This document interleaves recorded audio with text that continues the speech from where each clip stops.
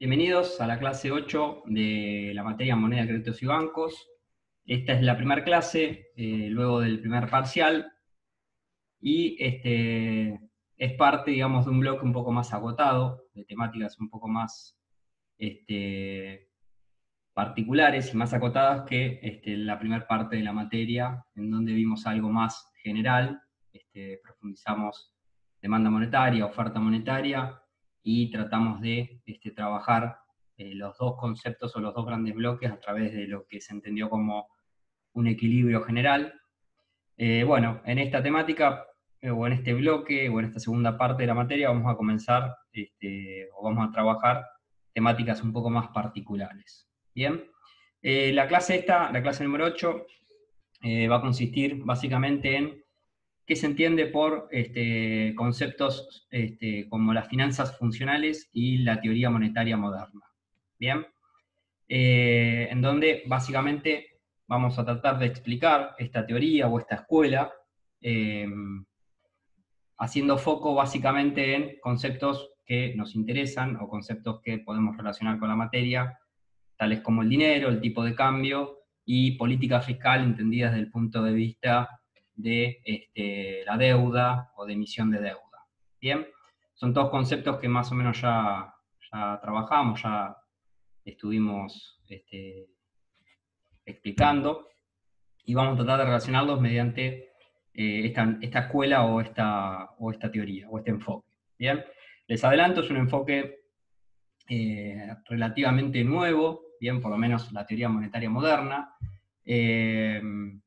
Es un enfoque heterodoxo, si se quiere, es de la rama o del palo de los post-keynesianos, así que posiblemente, como ustedes ya verán, muchas de las definiciones o de los conceptos partirán a partir de, valga la redundancia, de críticas hacia la economía mainstream o más clásica, o conceptos más ortodoxos, si se quiere. Bien, pero ¿por qué me parece interesante? Es un tema relativamente, o sea, en el año pasado no lo habíamos dado. Me pareció interesante poder, o nos pareció interesante, poder incluirlo en la temática, porque les da un enfoque sí, un enfoque diferente, distinto al que generalmente o comúnmente asociamos cuando hablamos de deuda, de déficit fiscal, de emisión monetaria.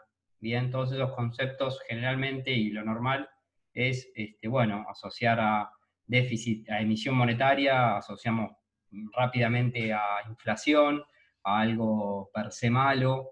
Bueno, esta escuela de alguna manera trata, mediante un enfoque particular, trata de no criticar tanto o no poner, digamos, en ese mote de inherentemente malo esos conceptos o esas herramientas que tiene un Estado soberano. Bien, y además, de casualidad, creo yo, esto es una particularidad mía, es mi humilde opinión, creo yo que algo de esto de finanzas funcionales y de teoría monetaria moderna vamos a empezar a escuchar un poco más, ¿bien? En la academia o en las notas periodísticas económicas, no solo en Argentina, ¿bien? Sino que en otros países, ya sean desarrollados o en desarrollo, ¿bien? Mucho de esto de emitir dinero, mucho de esto de darle manija, digamos, al gasto público, va a haber, y ya hay, ¿bien? Por esto del parate económico y de esta crisis del coronavirus. Así que yo creo que de casualidad salió, van a ser conceptos que quizás vamos a empezar a ver, ya sea en la academia o en cualquier nota económica. Bien, bueno, vamos a comenzar. Como les dije, está la clase 8, finanzas funcionales, teoría monetaria moderna. Vamos a hacer más o menos un enfoque en lo que se entiende, lo que entienden estas escuelas o estos enfoques sobre dinero, tipo de cambio, política fiscal, y después vamos a hacer algún tipo de diferenciación que me parece lo interesante, para ver si esta escuela o estos enfoques de finanzas funcionales y teoría monetaria moderna pueden aplicarse a un país en desarrollo o un país como el nuestro. ¿Bien? Bueno, vamos a agrandar. Bueno, lo que primero vamos a comenzar es, para que ustedes se den una idea, el concepto de finanzas funcionales es antiguo, el concepto de teoría monetaria moderna es como un concepto a partir del cual la teoría monetaria moderna esgrime todo el trabajo o o proyecta todo lo que propone económicamente, lo hace a través y teniendo en cuenta las finanzas funcionales. Es decir, para entender la teoría monetaria moderna tenemos que entender previamente qué se entiende y qué significa finanzas funcionales. ¿Bien? Lo que se entiende por finanzas funcionales es aquella actividad del gasto público, es decir, vamos a estar referenciados o vamos a hacer, la explicación va a partir de lo que es el gasto público, en función de obtener el pleno empleo con una inflación relativamente baja. Bien, van a ver ustedes que la inflación la puse acá, pero a lo largo, digamos, de las filminas, y cuando ustedes lean la bibliografía, el concepto de inflación no le da mucha importancia a esta escuela. ¿Bien? ¿Por qué? Básicamente porque es una escuela post-keynesiana, ¿bien? Y entre inflación y economía o crecimiento, elige claramente la economía. ¿Bien? No es que no relativice, digamos, la importancia o los problemas de una economía en inflación, sino que pondera los problemas o el resolver problemas de bajo crecimiento y desempleo. Bien, como ustedes verán también, estos conceptos de finanzas funcionales y también la teoría monetaria moderna son conceptos que se esgrimen y se empiezan, digamos, a charlar y empiezan a aplicar en ciertos lados en economías desarrolladas. Bien, perdón. Es decir, en las grandes potencias. Por eso, después está bueno, en la última parte de esta clase, ver si de alguna manera se puede, o tiene cierto grado de aplicabilidad en economías en desarrollo como las nuestras, o las economías latinoamericanas. Bien, entonces, por finanzas funcionales se entiende toda actividad que hace el gasto público en función de obtener el pleno empleo con una inflación relativamente baja. Bien, dentro de lo que es las finanzas funcionales se podría nombrar, por ejemplo, autores como Minsky y Lerner como los principales referentes, digamos, de este concepto de finanzas funcionales. Bien, lo construyen a partir, como siempre, toda ciencia social y toda ciencia, se construyen nuevos conocimientos, tratando de mejorar o criticar conceptos viejos, es decir, Minsky y Lerner, dos keynesianos o post-keynesianos, critican conceptos o preceptos que ya se daban como válidos de la teoría económica del mainstream. ¿Bien? Sobre todo con referido a lo que es el déficit público y la deuda. ¿Bien? Lo que entienden o lo que se ha llamado como finanzas sanas. Es decir, digamos, si agarramos cualquier tipo de economía, perdón, cualquier tipo de enfoque, más si se quiere de la principal corriente, más ortodoxo, vamos a ver que el déficit público es algo inherentemente malo, ¿bien? Es algo no deseable, es algo que se tiene que evitar, ¿bien? Si hablamos de resultado fiscal, siempre parecería que detrás de ese enfoque se tiene que buscar como objetivo el equilibrio fiscal o el superávit fiscal, bien, entonces todo lo que es déficit público es visto como algo malo, y lo que es deuda también es visto per se como algo malo.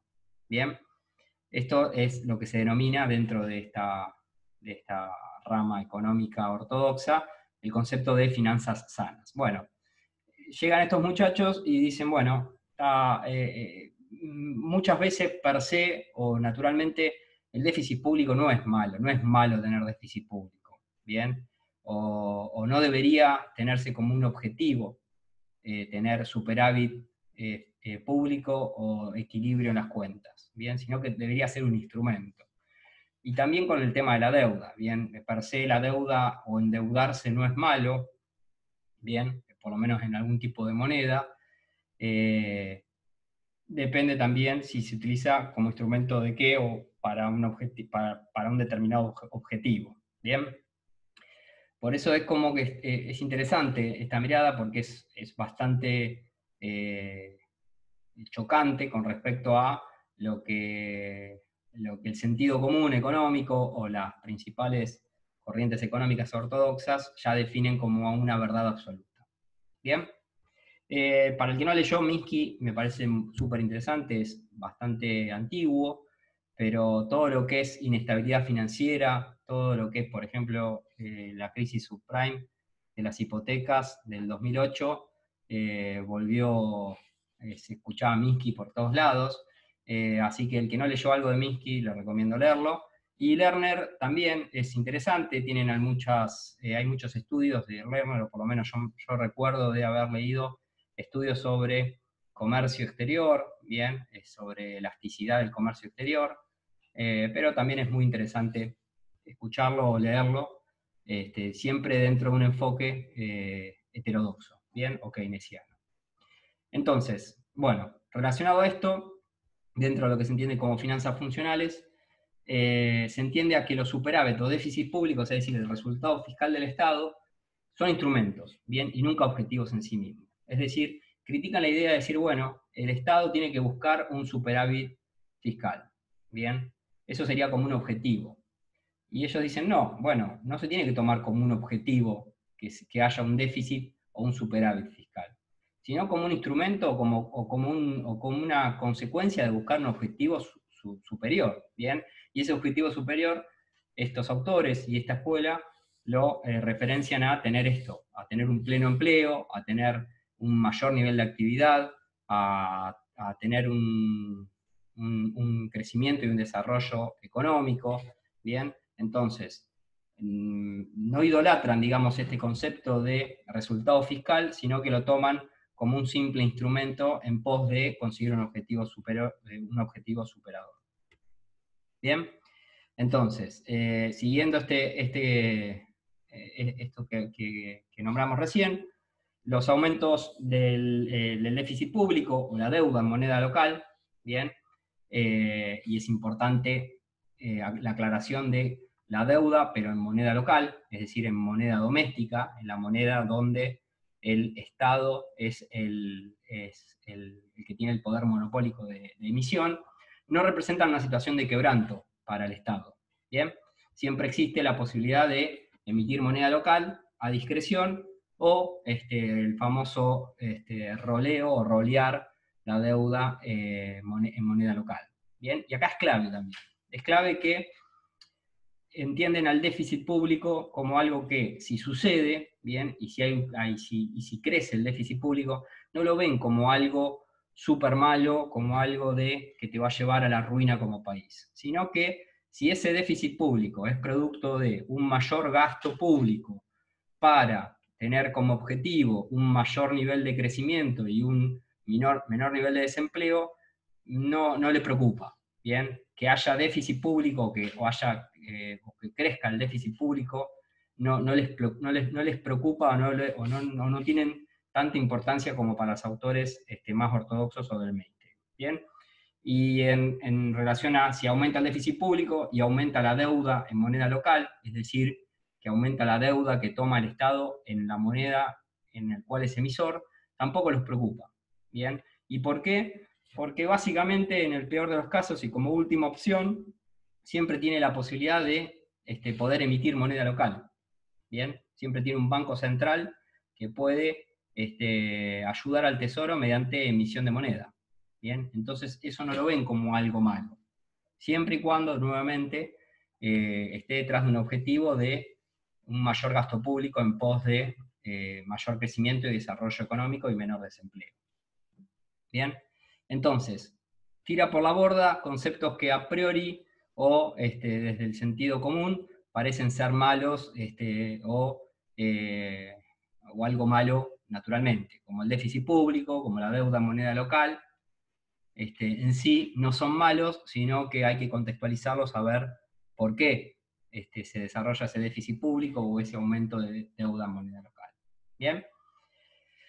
Bueno, como más o menos les adelanté, se defiende, en esto de las finanzas funcionales, se defiende la idea de la utilización del gasto público para obtener el pleno empleo, bien, todo lo que esté y lo que pueda estar a cargo del Estado en función de provisión o gasto o transferencias o lo que fuese, debería estar para poder conseguir este mayor crecimiento con menor nivel de desempleo, sin preocuparse por el aumento del déficit de la deuda nominada en moneda local como consecuencia. Bien, esto es clave.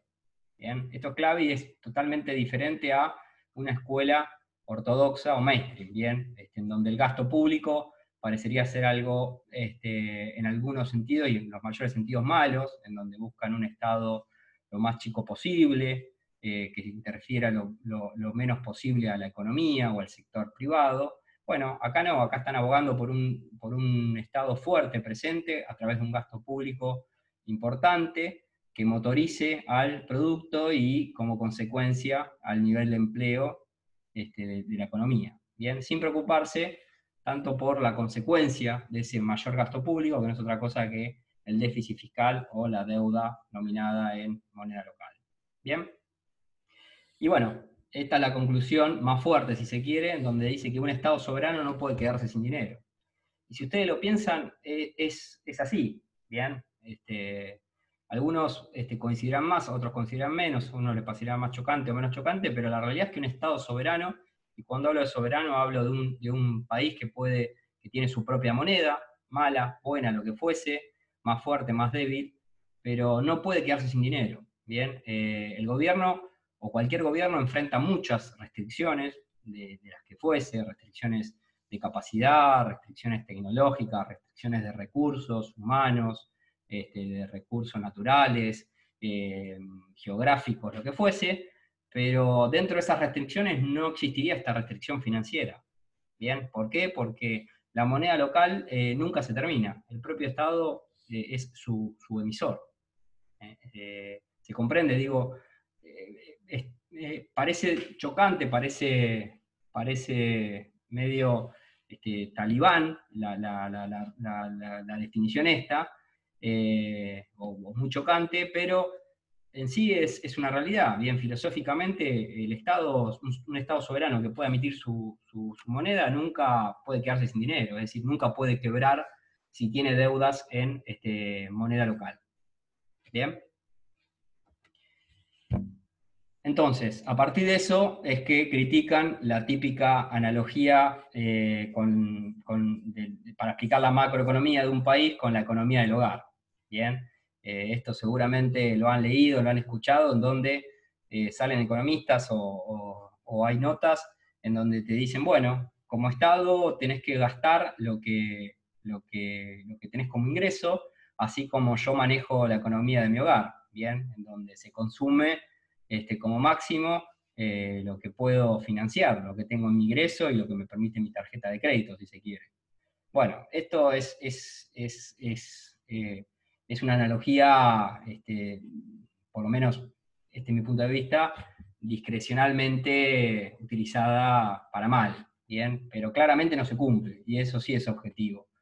¿Por qué? Porque a no ser que estemos en un contexto de patrón oro o de caja de conversión tipo convertibilidad, nuevamente el Estado nunca se queda sin recursos económicos, ¿bien? Porque a lo sumo, o en el peor de los casos, o en el último de los casos, si se quiere, emite su dinero, ¿bien? Entonces, no tiene yo por lo menos en mi hogar no tengo ninguna máquina para imprimir un dinero que sea aceptable por las personas que yo haga transacciones. Bien, entonces, esta analogía y parte, digamos, de la filmina anterior, la critican. Bien, y es una típica analogía que se utiliza y se va a seguir utilizando mucho. Es más, van un poco más a fondo y dicen o creen que los gastos, bien, el gasto público que hace el Estado, modifican el mismo signo a la recaudación tributaria. Bien, y esto es un poco más, si se quiere, desafiante, bien, porque lo que dicen, y que también uno puede estar de acuerdo o no, es que el resultado fiscal, es decir, la recaudación que que uno al final del día, o al final del mes, o al final del año, tenga como estado, es endógeno al nivel de actividad. Bien, y este nivel de actividad está determinado en parte o en gran parte por el gasto público. Entonces, la causalidad va de gasto a recaudación y no de recaudación a gasto, como nos dice esta analogía de la economía del hogar o de economía mainstream o de corriente más ortodoxa, donde nos dice, bueno, primero se recauda y después se gasta. No, acá te dicen totalmente lo contrario. No precisás recaudar dinero, bien, para gastar ese dinero. ¿Por qué? Porque la causalidad va al revés. El Estado gasta, bien, y en base a ese gasto público determina en gran parte el nivel de actividad de la economía, y ese nivel de la actividad me va a determinar al fin de las cuentas el nivel de recaudación que tenga. Bien, es decir, que la recaudación es un resultado endógeno del nivel de actividad. Entonces esto también es clave, bien, y va de la mano también con esto de dar por tierra, si se quiere, esta analogía de economía del hogar, y dar por tierra un poco también con esto de demonizar a lo que es la emisión monetaria. Bien. Y también, por supuesto, si se fijan ustedes, que hacen endógeno todo al resultado del nivel de actividad o el de la economía, la oferta monetaria, que es un concepto que ya lo hemos estudiado, también la entienden como endógena por el nivel de actividad.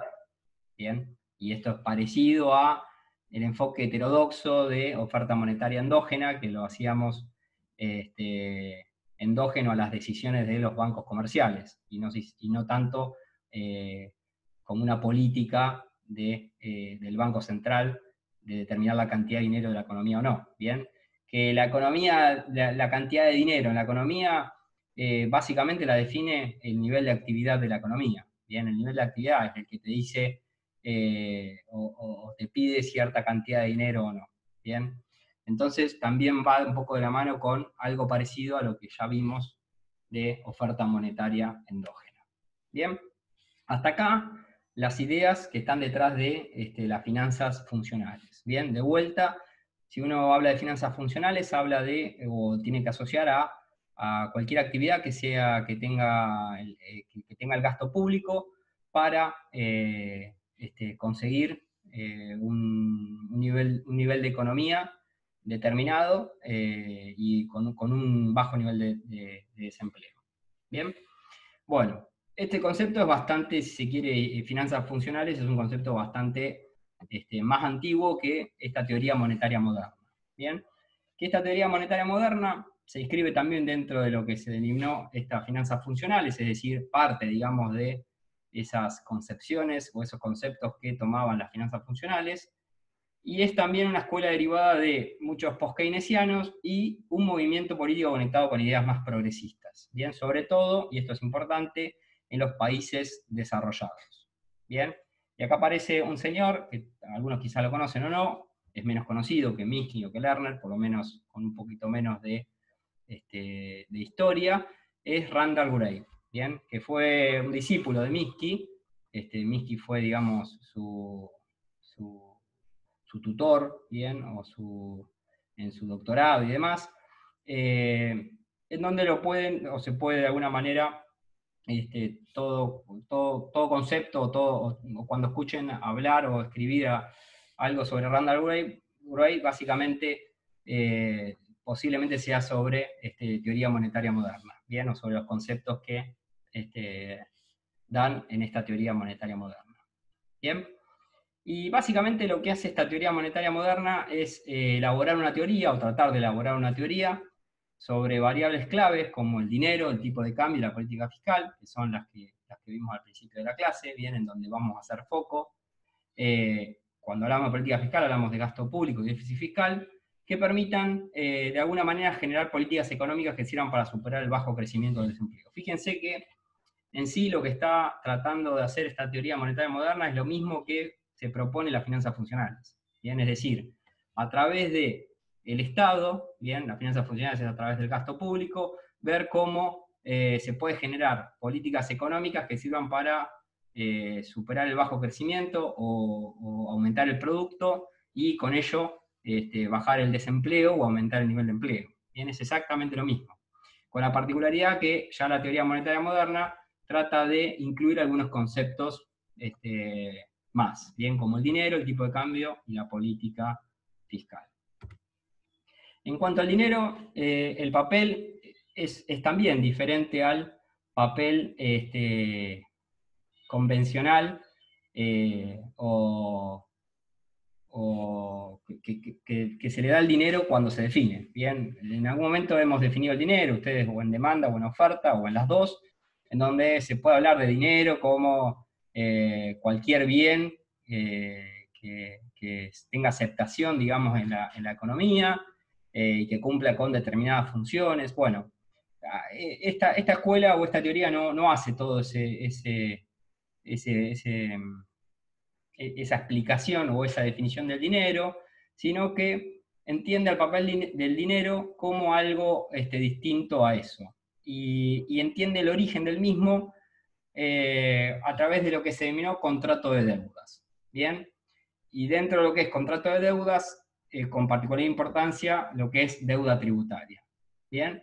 Es decir, trata de enfocar el papel de dinero en por qué existe el dinero y a la conclusión que llega es porque hay deudas en la economía. Bien, y esas deudas tienen que ser pagadas con algo, y ese algo no es otra cosa que el dinero, es decir, de que un bien que sea aceptado por todos los actores de la economía en particular. Bien, entonces, a partir de eso es que, bueno, toma de alguna manera un tipo de deuda, por ejemplo la deuda tributaria, es decir, lo que tienen que pagar los contribuyentes al Estado, y entonces dice que la moneda emitida por el Estado es aceptada por los actores de la economía porque básicamente necesitan pagar impuestos.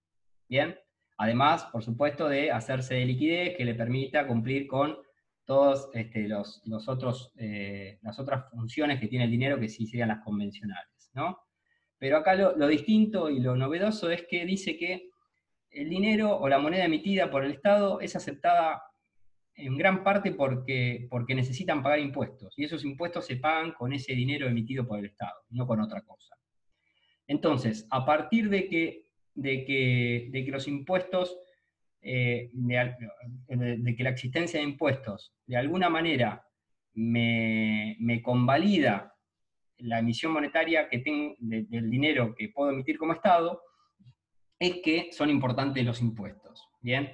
Y no son importantes como cree la teoría más ortodoxa o el mainstream, que son importantes los impuestos porque te permiten recaudar plata o te permiten tener un ingreso, y en base a ese ingreso que vos recaudaste podés gastar. Bien, acuérdense que acá la causalidad va al revés, entonces no interesa o no es principal lo que pueda recaudar para poder gastar, bien, sino que el Estado puede gastar, siempre, más allá de lo que recaude, porque al fin de cuentas la recaudación es endógena a el nivel de actividad que se tiene. Entonces, los impuestos acá los ven como fundamentales, pero no en ese sentido, sino que los toman como fundamentales porque crean una demanda por la moneda que se emite. Es decir, de alguna manera me convalida, ¿bien? Que sea aceptada la moneda que emite el Estado. ¿Bien? Imagínense, no sé, algunos de ustedes por ahí son chicos, otros no, pero acá hubo, en el 2002, cuando salimos de la convertibilidad, hubo cuasimonedas. ¿Qué significaba eso? Que no había pesos que estaban emitidos por el gobierno nacional, sino que cada gobierno provincial podía emitir su propia moneda. Eso lo hicieron por una cuestión de que faltaba liquidez, faltaban pesos por esto de la convertibilidad, y para no romper toda la cadena de pagos y no caer más de lo que se estaba cayendo, emitieron esta moneda. Y muchas de estas monedas no eran aceptadas en el kiosco para comprar, no sé, cigarrillos, para comprar, no sé, ir al almacén o al supermercado, sino que básicamente muchas de esas monedas eran solamente aceptadas para el pago de impuestos. Entonces fíjense que, así como las cuasimonedas de alguna manera tenían una aceptación legal por parte de los actores, esa aceptación legal era básicamente porque en su totalidad podían pagar impuestos con eso. ¿Bien? Después sí, quizás en algunos lugares las aceptaban o no, o las aceptaban con algún tipo de cambio, o con algún descuento, o podían pagar parte o no. Me acuerdo, por ejemplo, los cigarrillos, hablando de los cigarrillos, no se podían pagar, porque las tabacaleras no aceptaban, bueno, nada, cuestión de poder de mercado. Pero digo, fíjense, las cuasimonedas en su momento, o la aceptación pública, o la aceptación, o la demanda por esas cuasimonedas era básicamente para el pago de impuestos. Bien, entonces fíjense que no parece muy loco esto de que, si bien tiene un enrosque medio particular y demás, no parece ser muy loco esto de que los impuestos sean importantes para crear una demanda por la moneda que emite el propio gobierno, el recaudador de esos impuestos. ¿Bien? Entonces, a partir de ahí es que dice, bueno, el gobierno, o por lo menos esta teoría monetaria, monetaria moderna, dice que el dinero, el gobierno no necesita el dinero del público para gastarlo, ¿bien?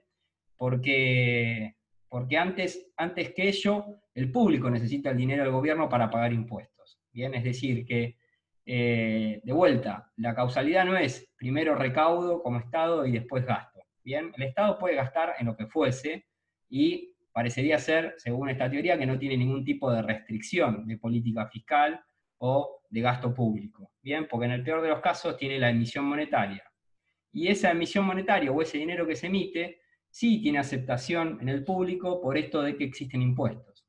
Entonces, esto es un poco lo que dice, ¿no? Que el público necesita, antes que el gobierno, necesita el público el dinero para poder pagar impuestos. Bien, al igual que acá sería finanzas funcionales, no teoría monetaria, al igual que las finanzas funcionales, se entiende la causalidad del gasto al nivel de recaudación y no al revés. Bien, en cuanto al segundo tópico que hace referencia a esta teoría, es sobre el tipo de cambio. Bien. La teoría monetaria moderna, y esto es clave, ¿por qué? Porque propone, para poder llegar a cumplir con el objetivo de un mayor crecimiento económico y con un nivel de desempleo bajo o un nivel de empleo alto, propone para ello la utilización por parte de los gobiernos de un tipo de cambio flotante. Bien, nosotros vimos ya tipos de cambio. El tipo de cambio flotante sería aquel tipo de cambio en donde el Banco Central o el gobierno o el Estado Ejecutivo no interfiere de ninguna manera y lo deja flotar libremente. Es decir, que ajusta 100% vía precios. Bien, sube o baja el tipo de cambio en base al propio mercado. Bien. ¿Y por qué propone esto? Lo propone como una solución para generar, y así lo llama, un necesario espacio político, ¿bien? Para poder utilizar de lleno la política fiscal y monetaria con el objetivo de pleno empleo y crecimiento económico. Es decir, esta escuela reconoce, o por lo menos estos autores reconocen que muchas veces se desperdician recursos de la política fiscal, poniendo impuestos, subsidios, no sé, o política monetaria, subiendo, bajando tasas de interés, aumentando, bajando encaje, aumentando emisión de deuda o bajando. Entiende que hay un montón de esas políticas que se hacen con el fin de mantener un tipo de cambio fijo, ¿bien? Por lo que fuese, ¿bien? Porque ese tipo de cambio fijo es un objetivo buscado o porque es un instrumento que me permite cumplir con un objetivo buscado, lo que fuese, ¿bien? Pero dice, bueno, no me interesa eso, me interesa que la política fiscal y monetaria tenga todos los grados de libertad posibles, es decir, que todas las herramientas que tengo en la política fiscal y la monetaria las tenga en pos de cumplir el objetivo superador, que no es otra cosa que el crecimiento de la economía y el mayor empleo. Entonces, no me interesa que se gasten recursos, ni fiscales, ni monetarios, para mantener un tipo de cambio fijo, entonces por eso es que propongo el tipo de cambio flotante. Bien, libero esa herramienta, ese precio de la economía, para que lo maneje el mercado, sin ningún tipo de inferencia o de gastar ningún recurso de parte del Estado. Bien. Entonces, no es que piensa esta economía, porque muchos podrán decir, bueno, detrás de esta idea es que creen que se ajusta todo vía precios, ¿bien? Es decir, no sé, por ejemplo, a mí se me viene a la mente, no sé, tenés un problema en tu balanza de pago porque exportás menos de lo que importás, entonces si el tipo de cambio ajusta o si se devalúa, te hace más competitivo tus exportaciones, te hace más caras tus importaciones, entonces este ajuste del precio, del tipo de cambio, te arregla ese problema de balance de pago. Bueno, de esa manera no lo piensan esta teoría, ¿bien? O si lo piensan indirectamente, ¿bien? El foco básicamente es en esto de generar lo que llaman espacio político. Es decir, no quieren gastar un recurso de la política fiscal o monetaria en mantener un tipo de cambio, ¿bien?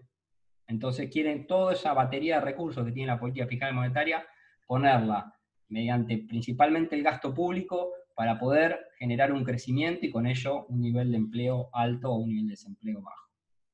Bien, de alguna manera, fíjense que con esto de tipos de cambio fijo, bien, y de mantener esto de no mantener, digamos, un tipo de cambio fijo y de poder liberalizar la economía de alguna manera a través del gasto y demás, de alguna manera, fíjense, y se los dejo a ustedes picando, parecería ser que reconoce esta teoría algo del trilema de la imposibilidad que ya lo vimos. Bien, acuérdense que el trilema de la imposibilidad era esto de que en economías abiertas, que tengan tipo de cambio, en economías que sean abiertas, con tipo de cambio fijo, y con manejo de la política monetaria, parecería ser que estas tres cosas no se pueden dar. ¿Bien? Hay que elegir alguna combinación de dos. Por esto de que si elegís una se te escapa otra o lo que fuese. Bueno, si ustedes se fijan, parecería ser con esto que parecería ser que esta escuela o esta teoría, la parte del tipo de cambio fijo se la dejan, bien, no interesa. Entonces ya se está liberalizando de una de esas tres herramientas que no eran compatibles con otras dos. Entonces parecería ser que las otras dos herramientas las puede manejar, bien, es decir que puede trabajar con una economía con libre movilidad de capitales y puede manejar la política monetaria. Se los dejo a ustedes esa parte, bien. Y además, esto que también es importante y es fundamental, ¿bien? Además de tener o trabajar con un tipo de cambio flotante por esto de generar el espacio político a la política fiscal y monetaria para desarrollar toda su fuerza en el nivel de actividad y el empleo, trabajar con un tipo de cambio flotante me hace que el Estado, ¿bien? O el gobierno, pueda crear dinero o pueda emitir dinero de forma discrecional, ¿bien? Ya que no enfrenta ninguna restricción financiera. Y eso también es clave. Bien, fíjense que esto de la herramienta del tipo de cambio flotante es clave y fundamental en esta teoría porque le permite básicamente compatibilizar dos objetivos o dos instrumentos muy importantes. El primero, tener toda la política fiscal y monetaria para y solo para el nivel de actividad. Bien, no desaprovechar recursos y mantener ningún tipo de cambio fijo, bien, o paridad de algún sentido. Y por otro lado, y en paralelo, también esto de tener un tipo de cambio flotante, lo libera al propio Estado de cualquier tipo de conversión que se tiene que enfrentar, ¿bien? Porque imagínense, ¿qué pasa? Si ustedes, por ejemplo, tienen un tipo de cambio fijo, ¿bien? O muy parecido o muy rígido al tipo de cambio fijo, y emiten, tarde o temprano va a haber un exceso de oferta monetaria en el mercado monetario, y ese exceso de oferta monetaria, si no se traslada a producto, de alguna manera se tiene que trasladar a algún otro activo que de alguna manera me permita, o sea, suplementario del dinero. Y el activo principal suplementario del dinero que cualquiera conoce es la divisa. Bien, es decir, si hay mucha moneda doméstica dando vuelta, posiblemente, y esto ya tenemos harta experiencia, vaya a la moneda externa o a la divisa.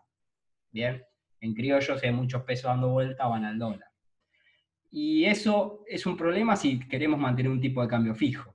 Bien, ahora, si no queremos mantener un tipo de cambio fijo, no sería un problema. Bien, porque el Estado o el gobierno no tiene que cumplir de facto o de hecho con ninguna paridad particular, no tiene que salir a quemar reservas o a vender o comprar un tipo de cambio, a un tipo de cambio para mantenerlo.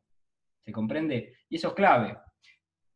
Si no trabajaríamos con un tipo de cambio flotante y trabajaríamos con una caja de conversión, así como fue la convertibilidad o algo parecido, no podría liberarse la demanda o no podría ejercer toda esta fuerza el gasto público y el déficit, porque tarde o temprano los recursos que me estoy ahorrando de alguna manera y los estoy poniendo pura y exclusivamente para el crecimiento económico, los voy a tener que gastar, voy a tener que gastar esas balas en mantener un tipo de cambio.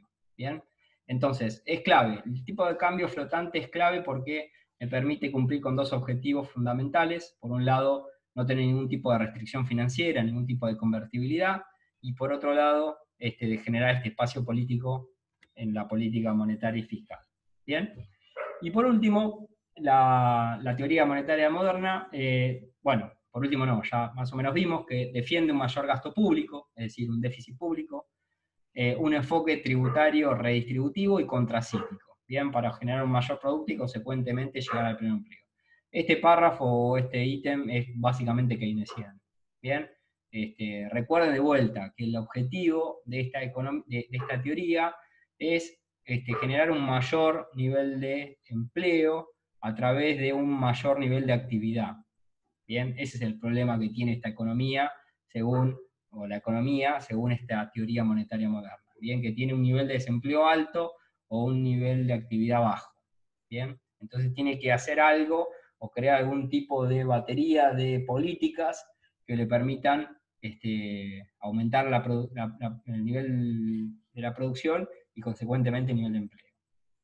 Bien, para eso, bueno, propone un crecimiento económico con déficit público, ya que el superávit o equilibrio público sacaría recursos al sector privado restándole liquidez. Bien, esto acá, para mi manera de entender, hay un supuesto fuerte de economía cerrada y grande. Bien, ¿por qué cerrada? Porque acá parecería ser que lo que es superávit o lo que es déficit del sector público es lo inverso del sector privado. Bien, y no tendría en cuenta qué pasa con el sector externo. Si se acuerdan ustedes, la igualdad fundamental de economía es sector público más sector privado más sector externo. Bien, entonces lo que es déficit o superávit de uno se compensa con superávit o déficit del otro. Bien, entonces por eso parecería ser que esto de proponer, ahí sí ya algo, digamos, como un objetivo, parecería ser que propone un déficit público por esto de no quitarle recursos al sector privado, al consumo, a la inversión y en consecuencia al nivel de actividad y al nivel de empleo. Bien, yo me tiro más por la idea de que no demonizar tanto el déficit público, o sea, no mirarlo como algo per se malo y no tanto como defenderlo como algo bueno. No sé si se comprende la diferencia. Es bastante importante esa diferencia. Bien. Y bueno, la emisión de la deuda, en cuanto de la deuda nominada en moneda local, es decir, salir a endeudarse en moneda local, bien, proponer un bono en moneda local a cambio de pesos, lo ve como una herramienta, como una alternativa del Estado, pero dice que se utiliza, bien bajo esta teoría monetaria moderna, se utiliza para regular la liquidez y la presión o no sobre la tasa de interés. Es decir, lo ve como algo puramente regulador del mercado financiero, el salir a emitir deuda en moneda nacional. Acá es clave la palabra moneda local o moneda doméstica o moneda nacional. Cuando lo diga va a ser indistinto de una u otra forma. ¿Bien? Porque es la única moneda en la cual tiene el poder monopólico de emisión. ¿Bien? Acá sí es importante marcar la diferencia, después creo que en la filmina lo hago, entre emisión de deuda de moneda doméstica o local y emisión de deuda de divisas. ¿Bien? Ahí ya es otra la cuestión y es otra la cosa. Parecería ser que la emisión de moneda local se puede hacer tranquilamente, no corre un riesgo de quiebra el Estado o el gobierno, y bajo esta teoría monetaria moderna se hace solamente para regular el mercado financiero, es decir, para regular la liquidez o iliquidez que hay en el mercado y para regular también o para mantener la tasa de interés. Bien, que es la política monetaria por excelencia, bien, porque recuerden de vuelta que bajo esta teoría, bien, al igual que las finanzas funcionales, la oferta monetaria es endógena, bien, es decir, que la cantidad de dinero no la puedo controlar, sí puedo controlar la tasa de interés. Bien, Si el gobierno, bueno, y ahí está la diferencia clave. Si el gobierno emitiría deuda en divisas, es decir, en moneda que no es emisor, el propio gobierno, ahí ya pierde la condición de soberano y ahí se cae todo lo que defendía esta teoría monetaria moderna. Bien, o sea, ¿por qué? Porque ya la deuda o el aumento de deuda ya es visto como algo malo y está bien que sea como algo visto malo.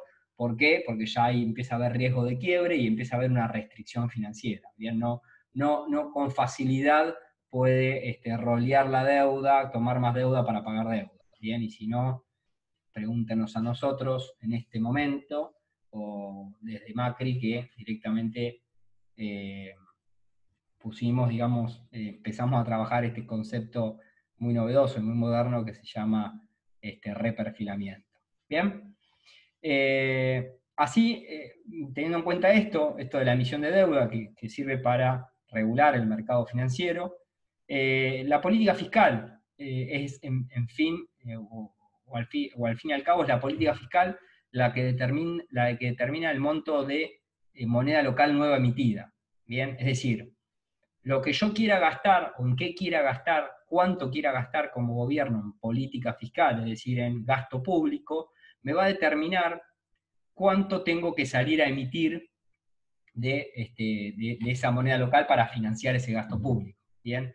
Mientras que la política monetaria no va a tener nada que ver con eso, sino que se encarga de regular el mercado financiero, ¿bien? La tasa de interés y la liquidez del mercado. Es decir, esta teoría monetaria moderna le otorga un rol de acompañamiento de las políticas fiscales al Banco Central, ¿bien? A través del control de la tasa de interés. O sea, solamente ve al Banco Central como un ente que puede solamente, sea lo que fuese, ¿no? Pero solamente puede controlar la tasa de interés, nada más. ¿Bien? Todo lo demás lo hace la política fiscal. Es decir, entre política fiscal y política monetaria hay claramente una importancia mayor de la política fiscal como herramienta para poder reactivar la economía o aumentar la economía y bajar el nivel de desempleo. ¿Bien? Y bueno, por supuesto que, esto ya lo dije más o menos, que los déficits públicos no son inherentemente malos, no son algo malo per se. ¿Bien? ¿Por qué? Y porque no excluye al sector privado la disponibilidad crediticia y no presiona sobre la tasa de interés. ¿Bien? Tanto el crédito como la tasa de interés es algo referido al Banco Central, es algo referido a la política monetaria y nada tiene que ver, según esta teoría, con el déficit público. ¿Bien? Recuerden que el déficit público se puede financiar con emisión, siempre que sea en la moneda local, de la cual el propio país es emisor. Este déficit público tampoco origina, de vuelta, según esta teoría, cargas tributarias a futuras generaciones. Esto es clave. Yo me acuerdo cuando estudiaba modelos intertemporales de consumo y demás, veía que el impuesto o aumentar el impuesto era malo para futuras generaciones. ¿Bien? Y acá parece ser que no. ¿Por qué? De vuelta, porque la causalidad va del gasto al impuesto. ¿Bien? No se precisa recaudar para gastar. Es decir, si tengo que gastar y tengo que gastar cada vez más, no necesito de recaudar cada vez más. ¿Bien? No necesito cargar cada vez más de impuestos. ¿Por qué? Porque al fin y al cabo, como siempre, tengo la posibilidad de emitir dinero. ¿Bien? Y esa emisión de dinero utilizarla para financiar estos mayores gastos. Bien, es decir, que la causalidad, como es inversa y va de el gasto al nivel de recaudación, porque de vuelta el nivel de recaudación es endógeno al nivel de actividad, no parecería ser que un mayor déficit público o un crecimiento del déficit público sea per se mayores cargas tributarias a futuras generaciones. ¿Bien? Y tampoco es malo o inherentemente malo porque de ningún modo llevan al gobierno a un quiebre financiero.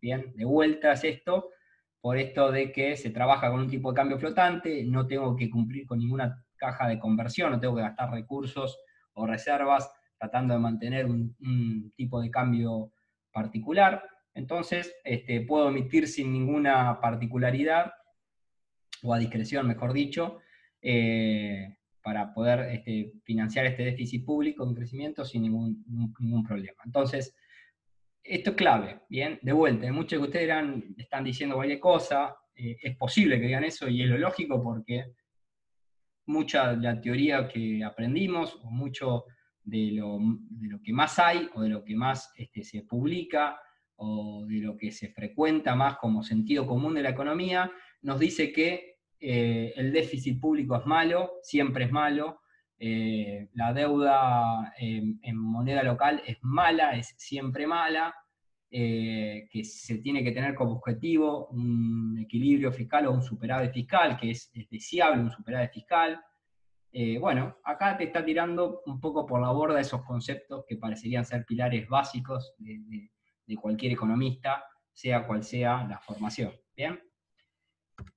En resumen, la teoría monetaria moderna es fundamental para que funcione, es decir, para que pueda crear políticas que permitan aumentar la economía y bajar el nivel de desempleo. Es fundamental que esta economía trabaje con un tipo de cambio flotante, recuerden por este doble objetivo que cumple, y que la moneda emitida, y acá todavía no hice ninguna referencia, pero es también clave, y creo que alguno quizás se haya preguntado, que la moneda emitida doméstica, bien, es decir, esta moneda que según la teoría es, es válida por esto de que existen impuestos, pero además de eso tiene que ser aceptada por los diferentes actores, ¿bien? Es decir, que tiene que ser demandada, ¿bien? Para que mediante el gasto público pueda corregir esto del bajo crecimiento y el desempleo. Bien, es decir que hay dos roles fundamentales o instrumentos fundamentales de la teoría monetaria moderna. Por un lado, que la economía trabaje con tipo de cambio flotante, ¿bien? Por esto de que puede emitir a discreción sin ningún tipo de restricción financiera, es decir, sin quemar reservas para mantener ningún tipo de cambio, y además con la particularidad de darme el espacio, o generar este espacio político que habla para la política fiscal y monetaria, que de lleno trabaje en crear condiciones para aumentar el nivel de actividad y bajar el desempleo. Y otra es clave también que la moneda está emitida a discreción sea aceptada por los diferentes actores, bien sea demandada por los diferentes actores. ¿Bien? Si no suceden alguna de esas dos cosas, o esas dos cosas funcionan mal, y posiblemente la teoría monetaria moderna no funcione, ¿bien? O no llegue a los objetivos que se planteó, que son aumentar el crecimiento económico y bajar el desempleo. Bien, se va a escapar por algún lado. Y acá es donde, a partir de esta filmina, voy a empezar yo a hacer críticas con respecto a esto, a ver si esta teoría monetaria moderna o estas finanzas funcionales funcionan en plenitud, tanto en países desarrollados, que es donde, de vuelta, como les dije yo, es de donde vienen estas ideas y donde se aplican, para ver si funciona en países en desarrollo, como por ejemplo la Argentina. ¿Bien? Y es a partir de ahí que voy a empezar, digamos, a hacer críticas con respecto a las finanzas funcionales, la teoría monetaria moderna, para ver si funciona con la plenitud que parecería ser que funciona en economías en desarrollo o países desarrollados.